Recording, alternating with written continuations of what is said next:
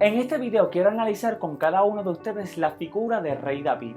En el primer libro de Samuel, capítulo 17, mi intención aquí es desmitologizar al David cósmico para poder encontrar al David histórico, al de carne y hueso. Por ello quiero que analicemos juntos este pasaje bíblico para comprender mejor la historia. Sígueme. Espérate un momento, asegúrate de quedarte hasta el final de este video para enseñarte algunos tips de cómo analizar mejor el texto bíblico.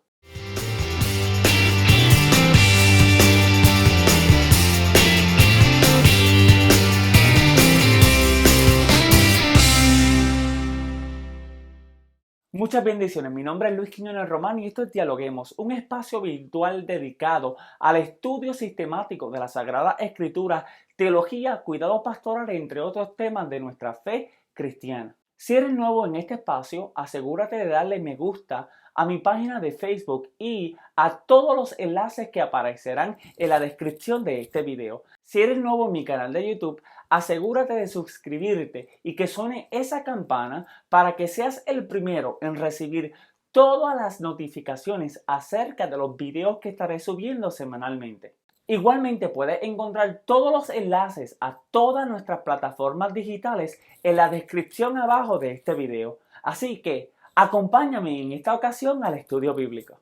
Espero, como había dicho en el video anterior, que hayas leído la sección desde el primer libro de Samuel capítulo 16 hasta el primer libro de Reyes capítulo 2. Si no lo has hecho hasta este momento, te invito nuevamente a que lo hagas durante esta semana y el tiempo en que estaremos hablando sobre el rey David. Espero además que por lo menos hayas leído el capítulo número 17 del primer libro de Samuel, ya que este capítulo es el centro de toda nuestra discusión acerca de el rey David. Hace algunos años atrás leí un artículo de Robert Draper acerca de los reyes David y Salomón. Draper había titulado el artículo David y Salomón, los reyes de la polémica. Este sostuvo que los arqueólogos Israel Finkelstein y Elad Mazar debatían la pregunta si el reinado de David fue un imperio glorioso o una pequeña ciudad de pastores. La arqueóloga Elad Mazar sostuvo que el reinado davídico fue uno de esplendor y gloria de acuerdo al relato bíblico, mientras que por su parte el arqueólogo Israel Finkelstein descartó la posibilidad de un imperio glorioso. Como mencioné en el video anterior, el rey David es una figura enigmática e incluso desafiante para cada intérprete del relato bíblico.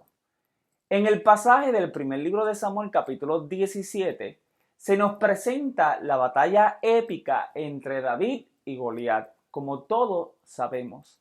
El relato, como ilustra el pintor alemán Peter Paul Rubens en su obra titulada David Slain Goliath, concluye con David convirtiéndose en el héroe del pueblo de Israel. De esta manera, el joven pastor de ovejas se transforma en el héroe nacional que tanto Israel aclama. Es a partir de este relato que se desprende todo lo que conocemos acerca de David, su intención, su propósito y su ambición. David, el eterno héroe. En una lectura cuidadosa, el lector notará que hay varias divergencias entre esta historia y la descripción que se hace acerca de David. Por ejemplo, hablando acerca de la descripción fisionómica de David, el capítulo anterior nos dice que David era de piel admoní, en otras palabras, piel morena o piel trigueña, de hermosos ojos y de buen parecer en el versículo número 12 del capítulo anterior. Como diríamos en Puerto Rico, el nene es un chulo. Debo hacer notar además que algunas versiones traducen el adjetivo Adomí como rubio, en especial la versión Reina Valera de 1960, que traduce este texto o este adjetivo como rubio, mientras que la versión Dios habla hoy traduce este adjetivo como piel sonrojada, y la nueva versión internacional traduce este adjetivo como piel trigueña. Otras versiones hablan de piel morena o mulato. Más adelante, en el versículo número 18 de este capítulo 16, el narrador, en voz de un personaje que no conocemos quién es, vuelve a describirnos a David. Pero esta vez añade lo siguiente acerca de David: músico valiente, vigoroso y hombre de guerra. La descripción no termina aquí, sino que este personaje desconocido, quien no sabemos quién es, añade lo siguiente acerca de David: prudente en sus palabras y hermoso. Por segunda vez se nos informa que David era hermoso. Desde un aspecto literario, solo los héroes y la nobleza son descritos como personajes hermosos. Por ejemplo, en la Ilíada, Paris es conocido como el de figura hermosa. En otras palabras, Paris era hermoso. Como nota al calce, debo señalar que algunos comentaristas bíblicos sostienen que el autor de este relato tiene como marco de referencia la obra Ilíada, específicamente al personaje de Paris. Ahora, continuando con la descripción que se hace acerca de David, este personaje, a quien no conocemos, termina su descripción acerca de David afirmando lo siguiente: Adonai estaba con David. De esta manera, y para seguir presentando una imagen favorable acerca de David, el relato sigue sosteniendo que David era el ungido de Dios por segunda ocasión en prácticamente unos 4 a 5 versículos. El autor vuelve a recalcar que la presencia de Dios estaba con David. Un dato importante que me parece pertinente es que en la antigüedad la señal que validaba a una persona para ser el rey o gobernar en un reino era el respaldo divino. Por ejemplo, según el pensar en la antigüedad, los reyes eran creados a la imagen de Dios. En el video titulado Imago Dei, que significa a imagen y semejanza de Dios, hago una breve referencia a este punto.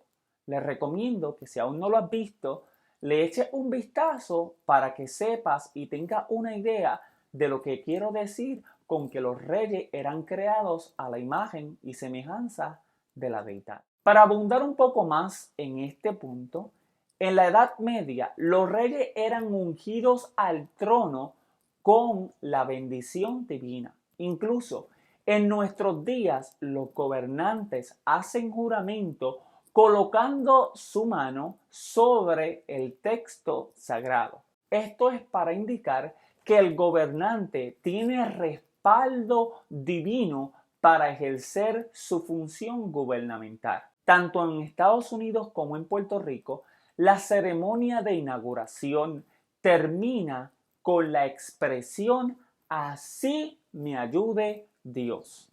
Teniendo esto como referencia, entonces podemos entender lo que el autor bíblico está haciendo al comparar la figura de Saúl con la figura de David. Por un lado, para el autor bíblico, Saúl es un rey que va en declive, quien no posee la protección divina, mientras que David posee tanto los atributos físicos como el respaldo divino. De esta forma, el narrador nos anticipa que David es el ungido de Dios para ser el sucesor del rey Saúl. Como si fuera poco, en el capítulo 17, entre los versos 12 al 20, el narrador vuelve por tercera ocasión a introducirnos al personaje de David, diciendo que este era hijo de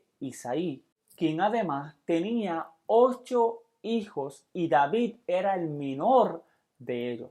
Otro aspecto que debemos mencionar es que el narrador continúa yuxtaponiendo la caracterización de David con la del rey Saúl, al dejarnos saber que David, a diferencia de Saúl, era joven o gozaba de la juventud.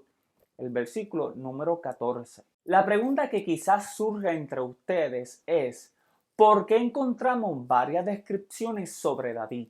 Esto se debe en gran medida a lo que el comentarista bíblico Stephen Mackenzie sostiene en su libro King David, a Biography. Este observa: la versión deuteronomista sobre este relato es mucho más corta que la versión que aparece en el texto bíblico. La historia, tal como está ahora en el relato bíblico, conocida desde el texto masorético, es una combinación de varias fuentes. De esta manera, la combinación de varias versiones, como sostiene Mackenzie, hace posible que tengamos tantas descripciones acerca de David. Al culminar la comparación entre David y Saúl, el narrador transiciona su relato para presentarnos al desafiador de Israel. Más adelante, en otro video, estaré hablando específicamente sobre este punto para analizar el texto desde la perspectiva de Goliat.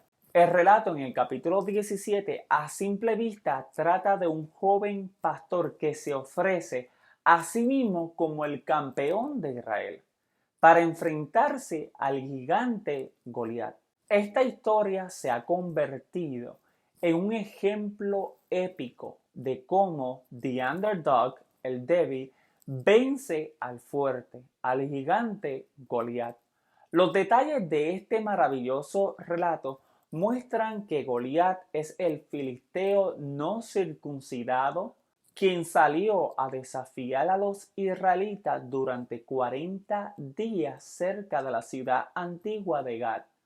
Durante este tiempo, Goliat acechaba al pueblo de Israel. El texto bíblico lee precisamente de esta manera. Y Goliat se paró y gritó a las filas de Israel, diciendo: ¿para qué habéis salido a ponerlos en orden de batalla?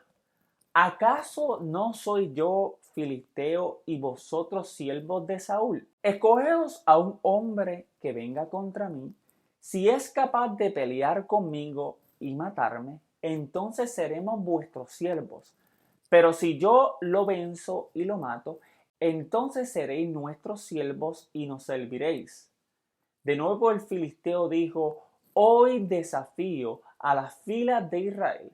Deme un hombre para que luchemos mano a mano. Los versículos del 8 al 10. En estos versículos podemos leer que Goliat desafía a los israelitas a una batalla de hombre a hombre, cuerpo a cuerpo, campeón contra campeón. Me imagino esta batalla algo así parecida al largometraje y a la batalla famosa que todos nosotros conocemos y crecimos viéndola un sinnúmero de veces, y yo me apunto entre ellos. El largometraje titulado Karate Kid de 1984, donde Daniel y Johnny se enfrentan en una batalla épica donde The Underdog vence al robusto y fuerte. De esta manera es que me imagino esta batalla entre David y Goliat. David entra al relato como un joven pastor comisionado por su padre para llevar comida a sus hermanos quienes estaban al frente de la batalla o eran parte del ejército de Saúl. David no tenía ninguna referencia acerca de Goliat, más allá de los desafíos que éste le hacía a Israel. El texto nos indica que David, antes de ofrecerse como el campeón de Israel, se da la tarea de investigar cuál iba a ser el premio para aquel que aceptara el desafío de Goliat. El texto lee de la siguiente manera. Entonces David habló a los que estaban junto a él diciendo: ¿qué harán por el hombre que mate a este filisteo y quite el oprobio de Israel? ¿Quién es este filisteo incircunciso para desafiar a los escuadrones del Dios viviente? Y el pueblo le respondió según aquella palabra diciendo: así se hará al hombre que lo mate. De acuerdo con estas palabras, podemos asumir que la intención de David iba mucho más allá de ser el campeón de Israel. Los académicos indican que David, de alguna forma, estaba buscando asegurar su futuro, ya que él era el hijo menor de su padre. Por lo tanto, lo más probable era que cuando llegara el momento de heredar algún bien monetario de su padre, sus hermanos para ese entonces habrían gastado todo lo que habían heredado de su padre. Por esto, algunos afirman que David estaba buscando su propio interés. Al leer cuidadosamente este pasaje, notaremos que los israelitas temían al ejército de los filisteos. Por esta razón, ante los ojos de Goliat, David era simple un pastor de ovejas sin ningún conocimiento sobre las tácticas militares de la época. La inexperiencia de David como representante de Israel sugiere además que los israelitas aún estaban tratando de descifrar las tácticas militares de su tiempo. Esto supone también que los pueblos vecinos veían a los israelitas como un pueblo de tribus que se dedicaban al cuidado de ovejas solamente. Por ello podemos extraer del texto que tanto Goliat como la ciudad de Gat estaban adentrados en la tecnología militar,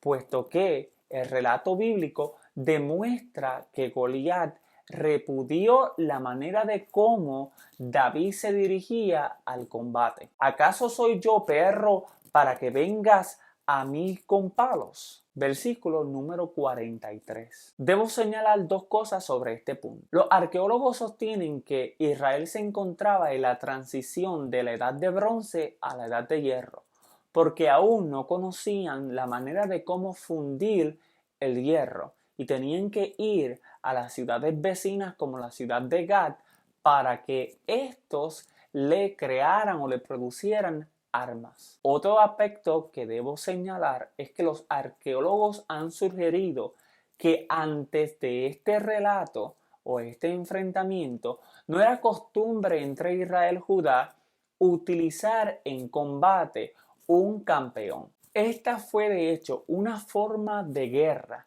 que los filisteos heredaron a través de las civilizaciones egeas, por ejemplo la batalla de Aquiles y Héctor en la Ilíada. Este combate parece ser el punto de partida para la redención de David, quien afirma que Adonai entregará a Goliat en su mano. Esta es además indiscutiblemente una referencia al Mesías cósmico. Continuando con la descripción que se hace acerca del personaje de David, el narrador presenta a David como un joven débil e inexperimentado guerrero. Asimismo, debo de señalar que la construcción literaria que hace el autor acerca de David es que éste depende totalmente de la intervención divina para salir victorioso. Al igual que en cualquier epopeya, el héroe se enfrenta a grandes desafíos porque de alguna manera conoce que goza de la protección divina. En este sentido, David no es la excepción. Como el elegido de Dios, David goza de esa protección divina. Como todo héroe, David valida su heroicidad por medio de Goliat. Es decir, él es el escogido de Dios porque va a salir victorioso del combate. De esta manera, el relato bíblico valida el ungimiento de David como el futuro rey de Israel, porque goza de la protección divina. Para acentuar la elección de David, el narrador nos muestra que David no se sentía cómodo usando la armadura que Saúl le proveyó. De esta manera, el lector rápidamente descubre que este personaje de alguna forma o modo goza de la inexplicable protección divina. De hecho, para algunos estudiosos, esta protección divina se puede remontar al capítulo anterior cuando el profeta Samuel ungió a David como el elegido de Dios para ocupar el trono de Israel. Es evidente en este relato que Adonai ha entregado a los enemigos de Israel en manos de su pueblo. De nuevo, uno puede entender que Goliat, juntamente con su pueblo, son los enemigos tanto de Dios como de los israelitas. Por esta razón, el lector llega a concluir que la historia del pastor de ovejas, David, es una narración que asegura tanto el pacto abrámico como la elección del pueblo de Israel. En palabras simples, David es la figura clímax que une tanto las promesas hechas a Abraham como la elección del pueblo de Israel por parte de Dios. Es por esta razón que la figura de David es vital para entender la narración del corpus bíblico. Incluso, David no solo valida las promesas dadas a Abraham y la elección a Israel, sino que además valida la propia figura de Jesucristo como el Mesías prometido. Es precisamente este relato donde encontramos ese eslabón perdido, si se puede decir de esa manera, que une tanto lo que Dios había dicho antes de David con lo que Dios ha de hacer después de David. Por esta razón creo que si quitamos la figura de David de esta ecuación, todo el andamiaje del corpus bíblico se vendría abajo. Me atrevería a decir además que si este episodio no estuviese registrado en el corpus bíblico, entonces tampoco habría manera de cómo validar a David como el ungido de Dios. Este episodio tiene dos funciones principales: validar el reinado davídico y hacer posible la llegada de Cristo al plano terrenal en el Nuevo Testamento. Desde un aspecto literario, sería imposible la justificación de Jesús como el Mesías prometido sin este episodio, porque la promesa dada a David es que su reinado sería uno eterno.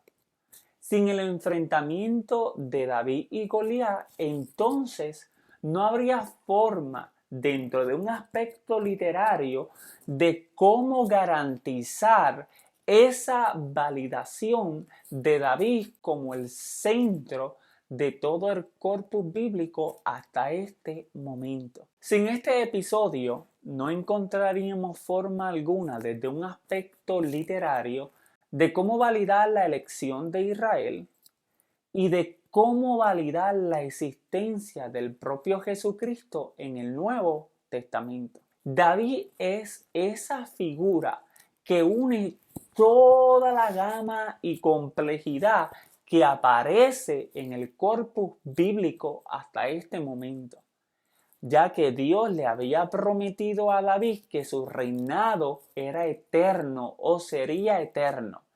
Y es a través de la figura de Cristo en el Nuevo Testamento que encontramos esa promesa cumplida. Es por eso que este relato es tan importante para la construcción bíblica y además la construcción del pueblo de Israel. Voy a dejar esta discusión en este momento aquí y luego continuaré con ella en el próximo video. En la primera parte de este estudio te había dado 5 tips de cómo entender e interpretar mejor el texto bíblico. Y entre ellos te dije que debías de releer el texto hasta que comprendiera cada tilde, cada punto, cada coma, cada acento en el texto bíblico. Por ello, mis otros tips de cómo entender mejor el texto bíblico es que te hagas preguntas acerca del texto bíblico, como por ejemplo, ¿cuál es la intención del autor? ¿En qué sentido el autor está expresando lo que acabas de leer? ¿Y a qué audiencia el autor se está dirigiendo? Además, es importante entender que el autor bíblico tiene una audiencia en específico a quien él se está dirigiendo. Por ello es importante que entiendas el contexto literario de la perícopa o la narración que acabas de elegir para tu estudio de la Sagrada Escritura. Una de las cosas importantes que deberías de hacer es que en 1 o 2 oraciones expliques la razón por la cual acabas de elegir este texto bíblico para tu estudio. Esto te ayudará a enfocarte mejor a la hora de analizar el pasaje bíblico que acabas de elegir para tu estudio. Todo trabajo investigativo y todo estudio bíblico debe de tener una hipótesis que te va a guiar al desarrollo de este estudio. Si deseas saber más acerca de nosotros, te invito a que le des me gusta a todas nuestras plataformas digitales, Facebook, Instagram y Twitter, para que recibas las últimas actualizaciones acerca de lo que estamos haciendo. En estas plataformas encontrarás todo lo relacionado a nosotros. Además, te invito a que veas el video anterior a este y otros videos que están en nuestras plataformas de YouTube y Facebook. De nuevo, déjame saber tu opinión en los comentarios abajo de este video y personalmente estaré leyendo y respondiendo a cada uno de tus comentarios. Estos son importantes porque nos ayudan a seguir continuando la conversación más allá de este video. Así que te espero en el próximo video. Muchas bendiciones.